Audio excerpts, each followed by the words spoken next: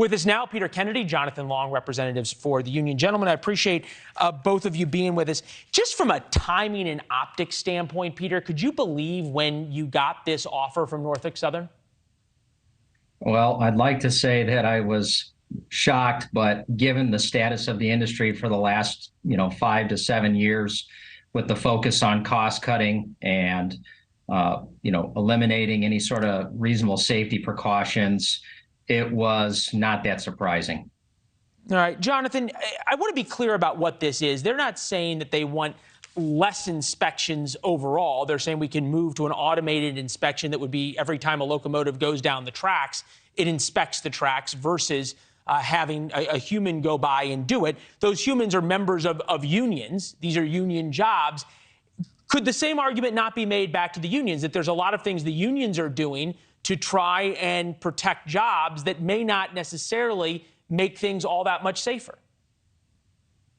I would just have to say that we don't have an argument to say that they could use this type of equipment, but also I'd like to say that we still want our members to perform those visual and other types of inspections that the ATI equipment that can't detect, such as the surroundings of the track. Yes, it can pick up defects in the track, things such as that, but there's so many other things that the equipment cannot detect. Yeah, one of those things, in addition to, not in lieu of, there's no reason that Norfolk Southern couldn't use this technology. Better question is, why aren't they already using it if it's going to make things so much safer? Peter, over this past month, have you noticed any change from Norfolk Southern or any of the other railroads to step back from the cost cutting and say, wait a second, even just from a PR perspective, we need to take a different approach to how we are dealing with hazardous materials, how we are dealing with safety, and this optics issue that they have, even at the very least? I can't say that I have seen that change in all railroads. I believe that there are some railroads that are trying to really evaluate where they're at in this industry and where they want to be.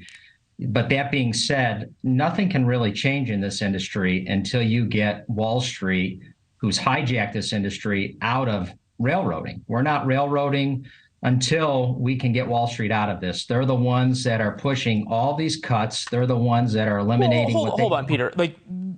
Also, without Wall Street, there wouldn't be a railroad because there wouldn't be companies to hire railroads to move goods and services. We can all agree that there's a balance in all situations. There's unions in airlines. Wall Street's involved in them as well.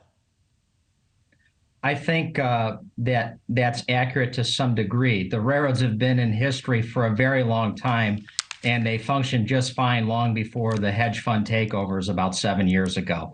So I don't think Wall Street has any real business in railroading. But that being said, you do have to have business to keep the railroads going, and the workers keep the railroads going, and we want there to be business, and we want to do a good job. But we want our folks treated very respectfully, and we want to know that they're safe, and they want to know that they're safe. These guys worked at the derailment site. They were really worried. They're very concerned. Their families are concerned, what they're exposed to, if there's going to be any long-term effects. This is a real issue, Peter, and their safety is important. Forgive me. I thought that the air was clean and the water was clean. That's what Norfolk Southern's been saying. Are you meaning to tell me that cleaning up dangerous chemicals is indeed dangerous? Cleaning up dangerous chemicals is indeed dangerous. Working at a derailment site is very dangerous, even when there's an absence of hazardous chemicals on the site. All right, Jonathan, I got 30 seconds, but I wanted to get you back in on this. Past issues with damaged or derailed hazmat cars: 2012, 14, 2020, 117, 2021, 85.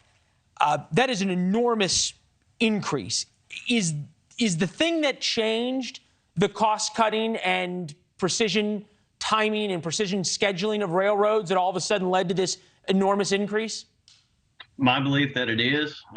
PSR has changed a lot of ways that the railroad operates. The trains are longer. It takes longer to stop the trains and so on. But yes, I do believe that PSR has had a big impact on the railroad industry. Thanks for watching. Go to newsnationnow.com to find NewsNation on your television provider. And don't forget to subscribe. Click the red button to get more of NewsNation's fact-driven, unbiased coverage.